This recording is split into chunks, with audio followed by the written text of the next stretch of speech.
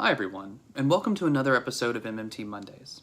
This week, we are going to tackle a subject that is near and dear to millions of Americans, including yours truly. This is the crippling weight of student loan debt.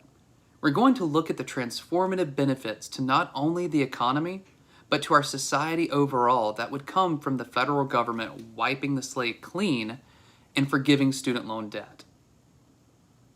That is why this episode is so important. There is such a disconnect between generations as to why college was basically free for them, but how students today are struggling with so much with how to pay for college. So without getting too personal, I can attest to the weight and anxiety that student loans play on individuals. I'm the first from my family to have the privilege of being able to attend and graduate from college. My parents worked hard to provide a great upbringing for my brother and I, but there was no way that they were going to be able to assist, much less pay for me to go to college.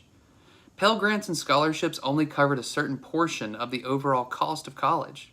So along with working 2 full-time jobs, I had no other choice but to take out both federal and private loans to be able to get my degree. But at what cost? I'm now saddled down with student debt I'll be facing for a very long time. I am by no means trying to pat myself on the back, but only to give a real-life first-hand account to what is happening to millions of other people around the country. If we are the wealthiest nation on earth, then why should we even be having this conversation in the first place? That is where this immense level of generational disconnect and lack of understanding of the weight of the student debt crisis comes into play. But when we look at this macro level economic issue through the lens of MMT, we see that the government has the power to alleviate the burden on millions of Americans, but they only lack the political will to do so.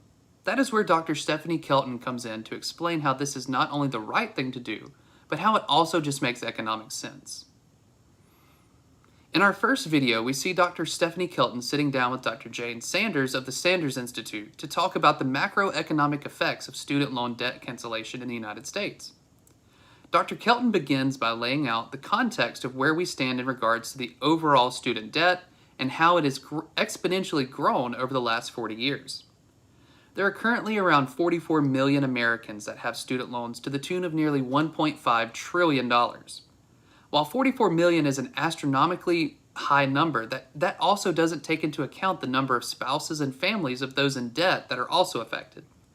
So what caused this dramatic shift from how college used to be virtually free to where we are today? It's clear that this main culprit is that the college costs have increased exponentially to the point that it is the most expensive cost in our overall economy.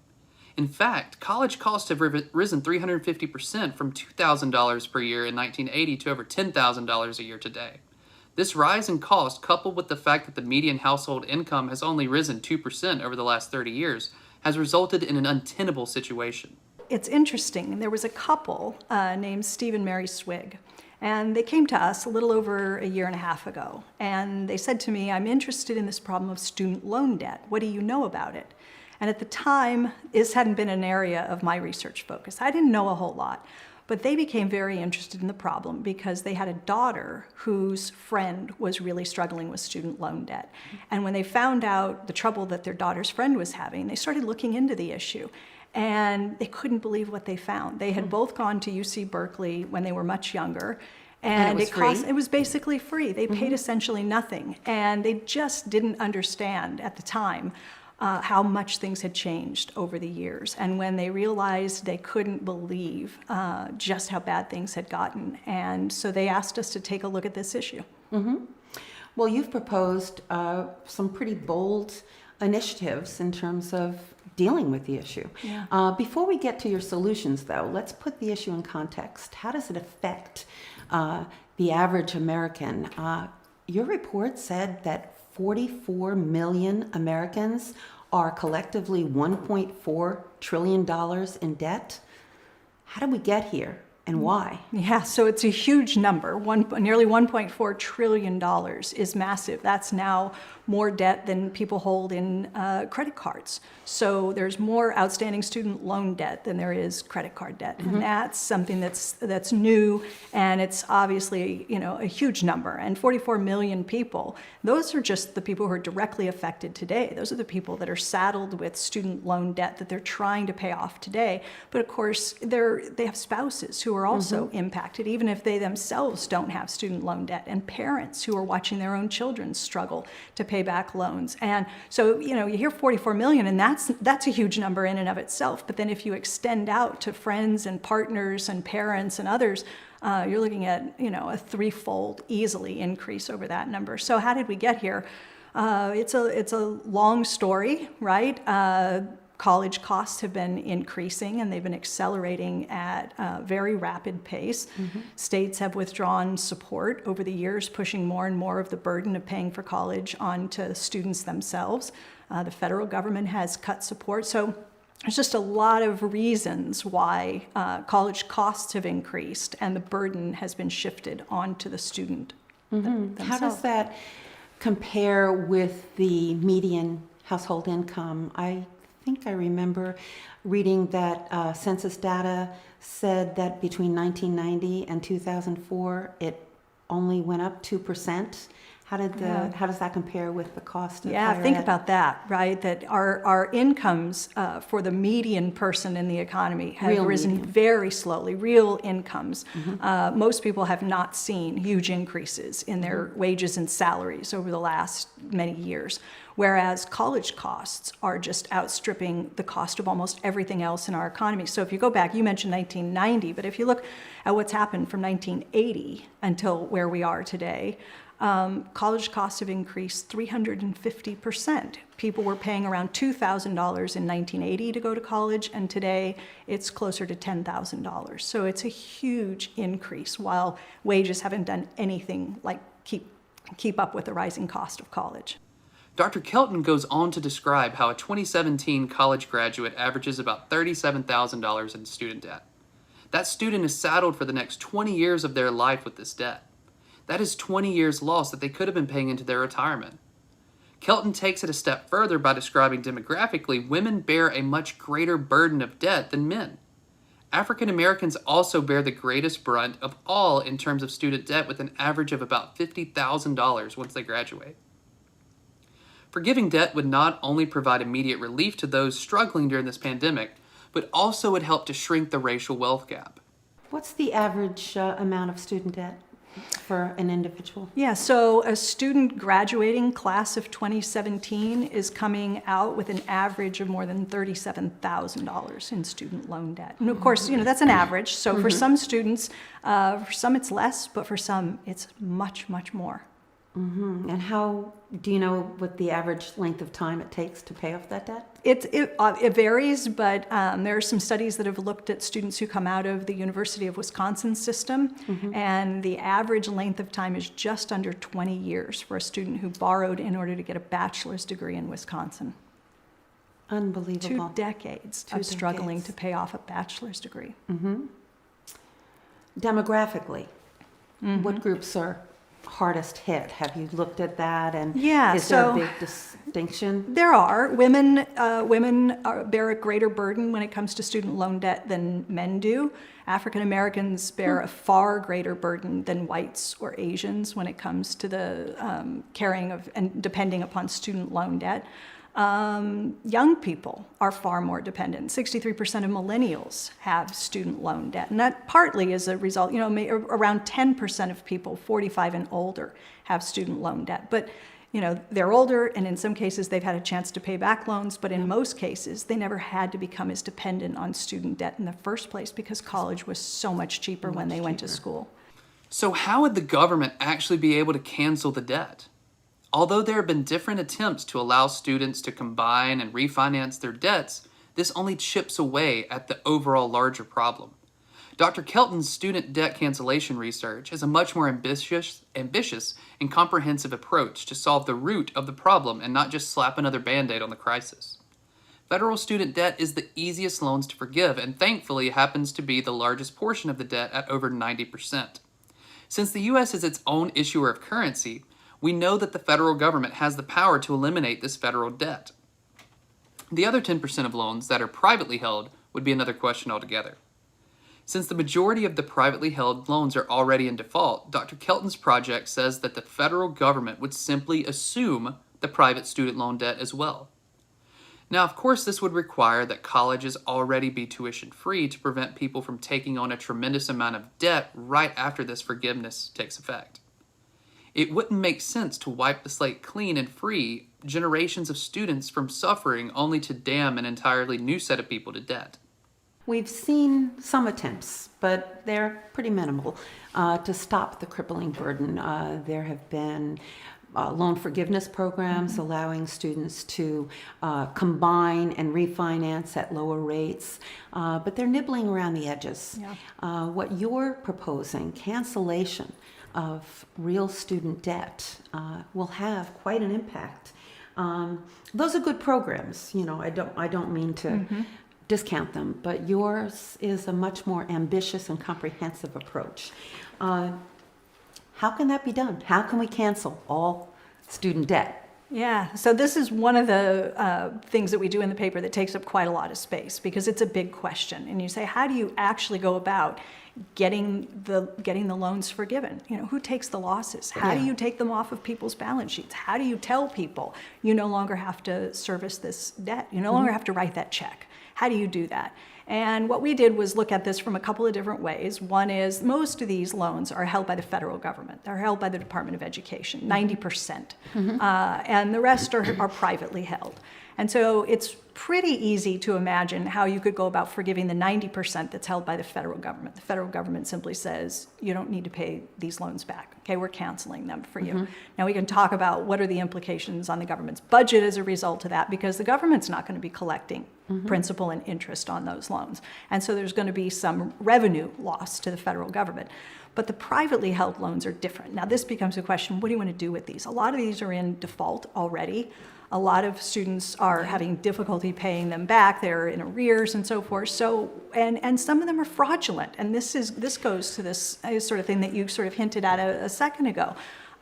You've had students win some victories with some of these for-profit universities and loans that they took that, they've convinced the courts that this was fraudulent. I mean, this is fraud and we shouldn't have to pay it back. And in some cases, the courts have sided with the students and said, you're right, you don't have to pay that back. So all this privately held debt, what we did in the paper was say, let's assume that we do the same thing we do for all of the debt that's held by the federal government. We're going to pay it all off.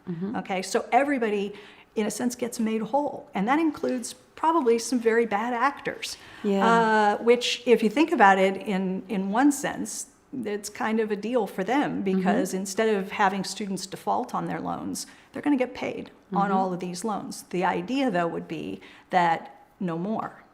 Okay, no more going forward. So what this paper sort of presupposes is that if you're going to do something like this, if you're going to cancel $1.3 trillion in outstanding student loan debt, what you want to avoid is that immediately after you do this, people start taking on more debt. It starts accumulating again. Yeah. And so how do you prevent that from happening? And so what our paper assumes is that this is rolled in at a time when public colleges and universities are made tuition free. I think that, our belief is that we're moving in that direction anyway. You see that in Tennessee, you see that in New York now, you see that happening in California, and I think this is a trend that's likely to continue. So, you can't imagine doing something like this and getting, a couple of generations of Americans out of this student debt trap and then immediately throwing millions more into the queue where they start accumulating debt. I know that all the so-called deficit hawks will be screaming from the mountaintops because they're all of a sudden so worried about the deficits and inflation, but let's clear those myths up real quick. The simulation that Dr. Kelton's team ran during their project tested the macroeconomic impact on two totally different models. The impact on the deficit after forgiving $1.3 trillion in debt would be trivial at best. Only about 0.5% would be added to the GDP. That's a pretty damn good deal to wipe away student debt for 44 million people. The impact on inflation would be trivial as well. It would actually help the Federal Reserve hit their mandated need for inflation growth.